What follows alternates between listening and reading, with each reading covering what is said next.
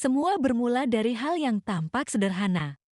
Sebungkus lupis, sepotong serabi hangat, daun pisang yang masih lembab di ujung jari. Niatnya terlihat ringan.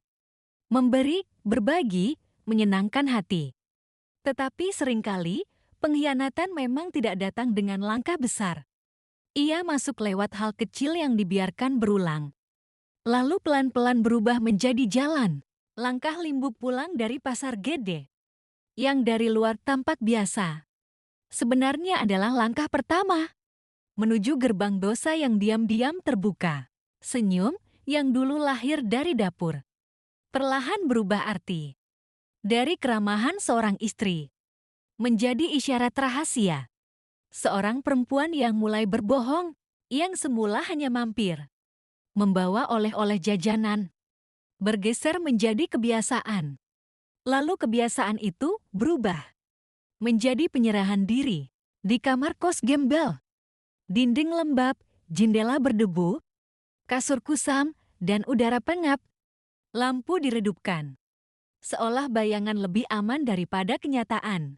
Di kamar kos gembel, dinding lembab, jendela berdebu, kasur kusam, dan udara pengap, lampu diredupkan. Seolah bayangan lebih aman daripada kenyataan.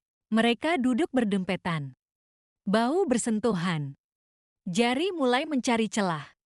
Dan keheningan membuka pintu yang seharusnya tetap tertutup. Tanpa banyak kata, tubuh lebih dulu jatuh. Hati menyusul. Dengan sukarela, Limbuk tidak sekadar tergoda. Ia terperosok ke dalam perhatian palsu yang ia sebut pengertian. Ia berkata pada dirinya sendiri, "Aku hanya ingin dipahami." Padahal yang ia kejar hanyalah kehangatan semu. Dari tangan yang pandai menipu, setiap pelukan menjadi obat bius bagi kehampaan yang ia bawa dari rumah. Dan setiap kali ia pulang, ia membawa sedikit racun bersamanya. Gembel tidak mencintai. Ia membaca. Ia memetakan luka, lalu menyentuh bagian yang paling rapuh. Ia tahu kalimat mana yang harus dibisikkan, cerita mana yang harus dimainkan, agar simpati berubah menjadi ketergantungan. Dan Limbuk, yang haus merasa dibutuhkan, mulai merawat luka yang bukan miliknya. Sampai akhirnya dirinya sendiri yang berdarah. Begitu Limbuk mulai memberi, Gembel meminta lebih. Bukan dengan kasar, tetapi dengan keluhan yang halus. Dengan wajah lemah, yang menunggu belas kasihan berubah menjadi uang.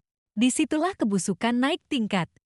Bukan hanya tubuh yang terserat, tetapi juga isi rumah, uang toko, tabungan keluarga, biaya anak-anak, pelan-pelan bergeser ke tangan yang salah. Setiap lembar yang keluar menjadi noda. Setiap angka yang hilang menjadi doa yang terbalik. Dosa itu memang jarang dibayar sekaligus. Ia dicicil sedikit demi sedikit, sampai hidup terasa lumpuh. Tanpa sadar, kapan racun mulai bekerja. Kini, Limbuk menjadi tawanan dari rahasia yang ia bangun sendiri. Setiap senyum di rumah adalah topeng. Setiap tatapan kepada anak-anak memantulkan rasa bersalah yang tak pernah padam. Ia tahu dirinya salah, tetapi ia sudah terlalu jauh untuk mundur dan terlalu takut untuk berhenti. Seperti berdiri di tepi jurang. Mundur terasa mustahil.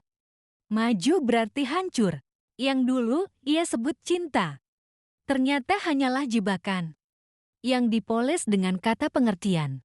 Dan semua itu bermula dari sesuatu yang tampak remeh. Lupis, serabi, dan langkah kecil dari pasar Gede. Tetapi justru di sanalah altar pengkhianatan pertama kali disiapkan.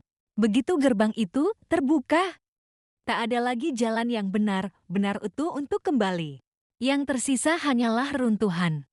Rumah yang masih berdiri, tetapi hati di dalamnya sudah lama kosong.